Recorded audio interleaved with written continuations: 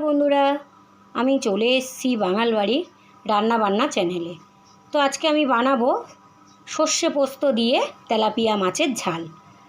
তো দেখুন কি কি উপকরণ দিয়ে আমি তেলাপিয়া মাছের ঝাল বানাই। এখানে দেখুন তেলাপিয়া মাছ কেটে নুন হলুদ দিয়ে মেখে রেখেছি। এখানে আছে সর্ষে পোস্ত বাটা, আর আছে এখানে টমেটো কুচি, ধনিয়া পাতা, এখানে গ্রেটারে গ্রেট করে রাখা পেঁয়াজ, গ্রেটারের গ্রেট করে রাখা আদা রসুন, আর এখানে আছে লবণ, হলুদ আর লঙ্কার গুঁড়ো। তো এই সব উপকরণগুলো দিয়ে আমি বানাবো তেলাপিয়া মাছের ঝাল। তো দেখুন কিভাবে আমি বানাই। দেখুন গ্যাসের উপর কড়া বসিয়ে তার মধ্যে তেলও দিয়ে গরম করে নিয়েছি। এবারে আমি এক এক করে মাছগুলো দিয়ে ভেজে নেব।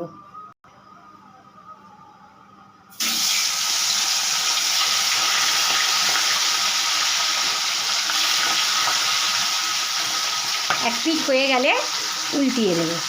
তো দেখুন বন্ধুরা, এক পিঠ ভাজা হয়ে গেছে। এবারে মাছগুলোকে আমি উল্টিয়ে দেব। ভাজা হয়ে গেলে তুলে নেব।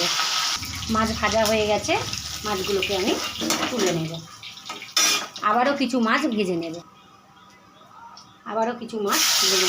এইভাবে আমি সব মাছগুলো ভেজে তুলে নেব। ভাজা হয়ে গেছে, এবারে আমি মাছগুলো সব তুলে নেব।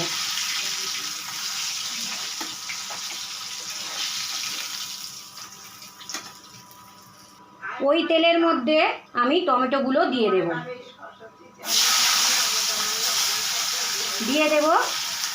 গ্রেটারে গ্রেট করে রাখা পেঁয়াজ, আদা রসুন, চেরা কাঁচা লঙ্কা দিয়ে এইগুলোকে আমি ভালো করে কষিয়ে নেব।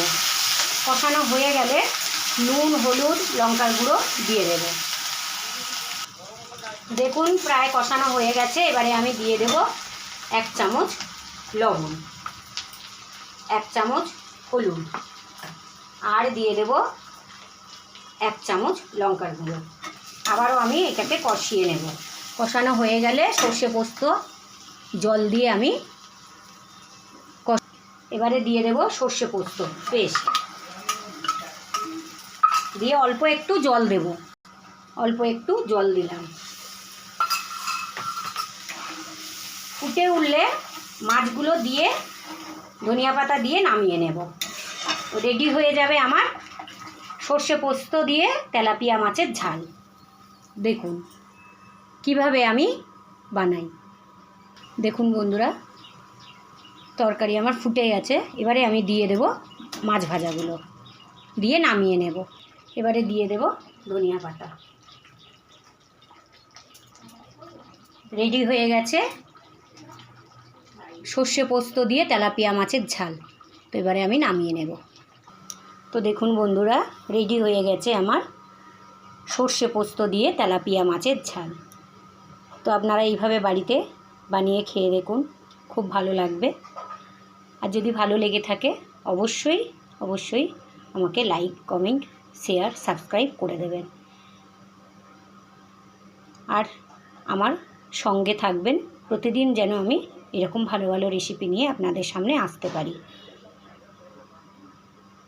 তো বন্ধুরা, ভিডিওটা প্রথম থেকে শেষ পর্যন্ত আপনারা দেখুন। শুভ দুপুর।